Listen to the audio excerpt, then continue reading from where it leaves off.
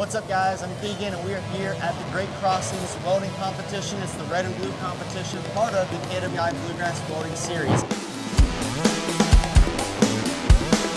Here with Wiley Messer, and he is running this competition today. Wiley, go ahead and tell us about what we got. Yeah, so we've got two main parts of this competition today. We've got Skills USA. They're running 3G open roots, 60-10 root 70, 18 fill and cap.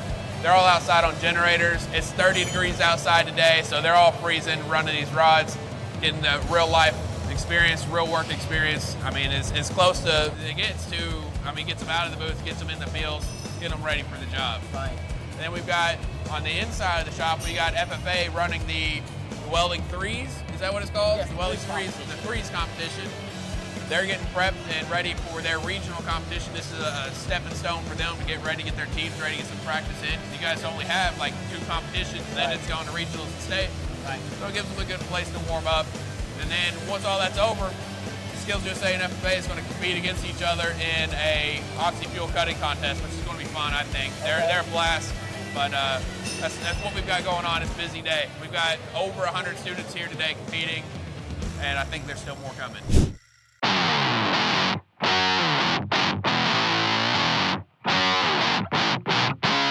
What's up, guys? It's Keegan here, and we're at the KWI Bluegrass Welding Series, and we're talking with students about where they think they're going to go after high school for welding.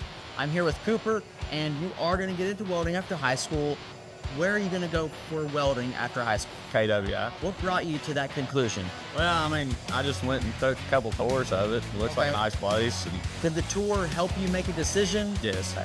And why is that? Just because you got to see the Just facility? how everything works Okay. and how the place runs. So now, have you done your research on figuring out what the schools offer and how this is here? Yeah. Okay, so that's huge, because if you just going somewhere because someone tells you to, it's not that beneficial because you haven't researched it. So always do your research and figure out what's going to be best for you. So with that in mind, what are you practicing right now in high school to prepare yourself for welding? Well, we got a pipe bedboard that we just set up. That you helped us set that up. And I'm gonna start doing pipe and open root and all that.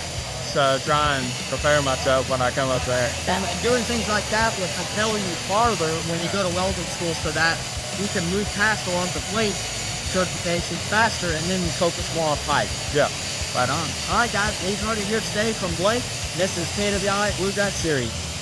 All right, guys, I'm here with Jack, and Jack is here at the KWI Bluegrass Welding Series competition. Tell us your story. Are you going to go to welding school after high school? So I'm definitely interested in going to welding school at some point, but I think directly after high school, I'm going to probably end up going to college. Okay. Get either my civil or my mechanical engineering degree. Okay. Then do find out welding school, maybe get my associates in welding. Okay. And then hopefully end up make like blueprint jobs. Okay. Yep.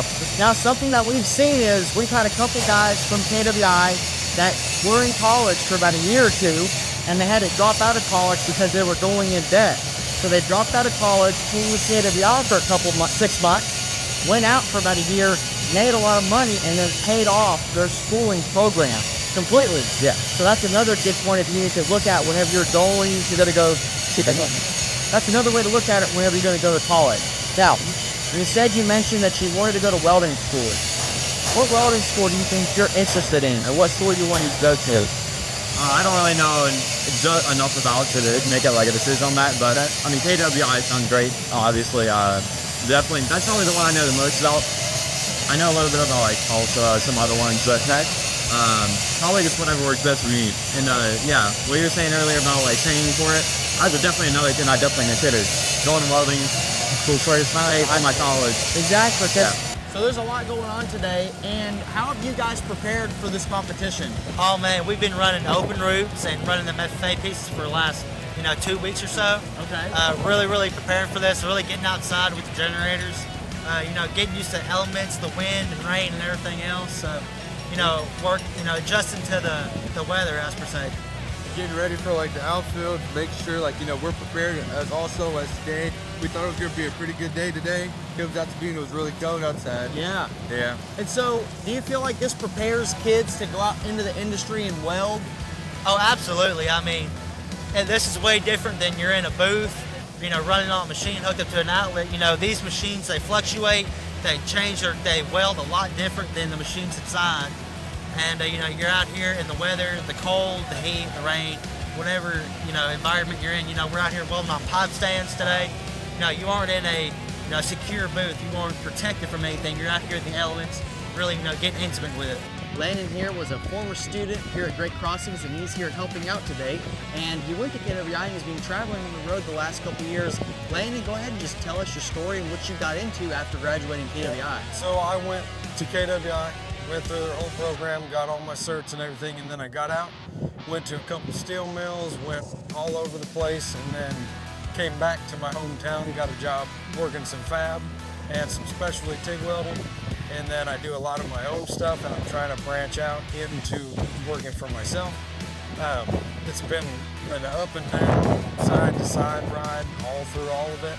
And there's a total difference between what you want to pick, and welding can take you all over the place if you want it to, but it just depends on what you like. So you have two rigs. So this is your daily rig, right? And then you have an actual rig with a boom on it and everything. Yep, so I got that, and I do a lot of farm equipment repair with that and stuff like that, and I'm looking to get a better one, but that was just a starter rig for now. And then this is my daily driver, and I just put this welder in there just to come help out today.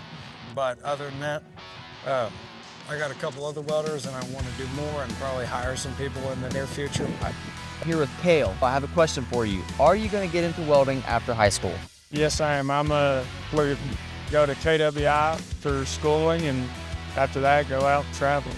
Now, what made you choose KWI? Really, all the certifications I can get and everything, and the add-ons to them and everything, and really pretty close to home, so. Right, that makes sense. And have you done any research on other schools as well? Yeah. So compare and contrast? Yeah, I have. I had somebody go to Tulsa, and they all gave me their honest about it. Okay. I ain't never really heard much bad about KWIs. Gotcha, okay. If there's any advice you could give somebody looking to do these skills competitions or FFA competitions, what advice would you give them if they're a freshman or a sophomore looking to do welding competitions in high school? Basically to, practice as much as you can.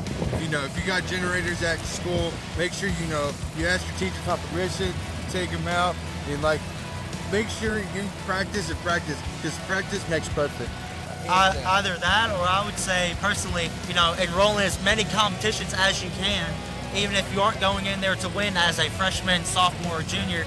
Come that senior year or that junior year, you're going to be ahead of the game because you can read the prints, you're used to the prints, you're used to the weld ties, the judging. You're getting that experience under your belt early. If you can get those symbols down and know what they mean and be able to read that print accurately and replicate that on your piece, then I think you're ahead of 90% of the competitors out here. For students and teachers who want to come to these competitions, what's some advice that you would give them? What do you guys practice on? How do you train your students for these competitions in Kentucky? Yeah, so we, for this one specifically, we went to the code book, we went to our certifications, we trained through everything just like we were going to a weld test. So I tell my kids, these competitions get you ready for weld tests. I mean, you go to a weld test out in Wyoming, there's 50 people there, they only got 5 spots for 5 welders, so you go in, compete just like that. So it's just a matter of just constant practice. We've got kids that want to do these competitions. They were here at 4 a.m. getting ready, prepping, practicing. We had kids here until 9 o'clock last night, cutting, prepping, practicing.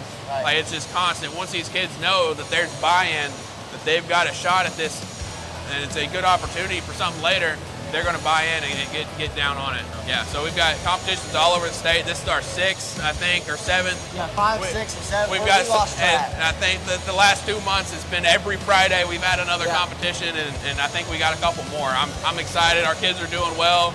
They're getting a little tired in this series, but we're going to keep going, keep after it. Right on. Well, you heard it here today, guys, from Wiley, and I'm Keegan, and we're here as part of the KWI Bluegrass Welding Series 5 or 6. Catch you on the next one. Yeah.